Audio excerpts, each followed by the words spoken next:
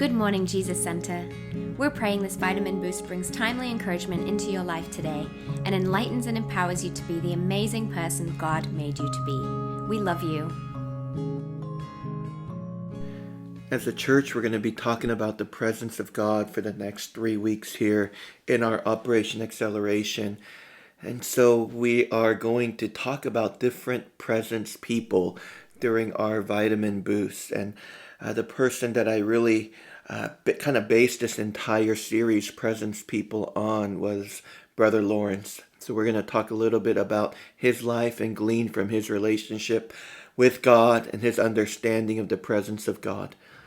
But let's go to Isaiah chapter 26, verse 3. And I'm going to read it in the King James. It says, "Thou wilt keep him in perfect peace, whose mind is stayed on thee, because he trusts in thee." I know that's language we don't always use here, so let's hear it in the modern Message translation. People with their mind set on you, you keep completely whole. That's a scripture I think about when I think about Brother Lawrence. He was born in 1611 in France, and he lived for 80 years. And it was really the last 40 years of his life that he gave to practicing the presence of God. And he brought incredible revelation to us. And this was the revelation he brought, that we can commune with God continually, not just in church, and not just when we're doing quote-unquote spiritual things, but whatever we're doing, working in the kitchen, running errands, hanging out with people, that we can always practice the presence of God. He read a lot of books on prayer, but he says those books just confuse me. It's pretty simple when it comes to the presence of God. Just continue to think about God and continue to talk to God. He said that when he would leave his prayer time or his prayer session, not much would change because he would always take God with him.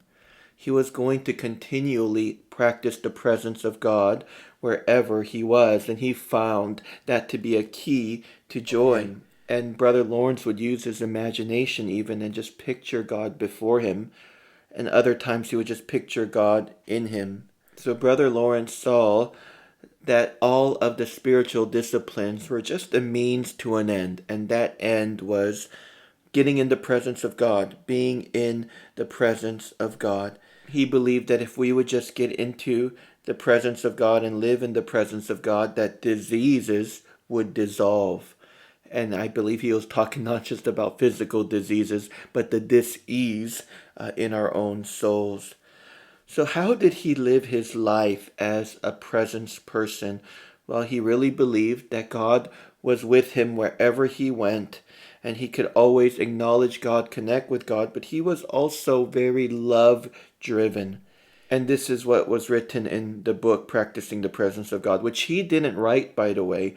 It was just a compilation from some of his letters and some of his meetings with his disciples, and they put it together.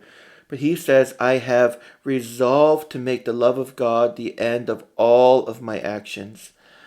And he said basically he makes sure that his greatest motivation in life is the love of God. He says that I worked in the kitchen, the same kitchen for 15 years, but everything I did it for the love of God. And he said, man, that was a great way to live. I have found it very, very satisfying.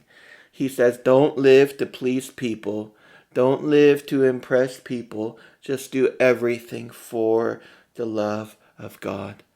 Tomorrow we're going to talk about his understanding of the grace of God and how he was a man who really believed in God's grace. And that enabled him to continue to live in the presence of God.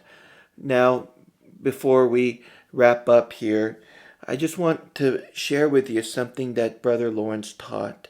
He taught that even though you don't feel the presence of God, you should still believe that the Lord is with you.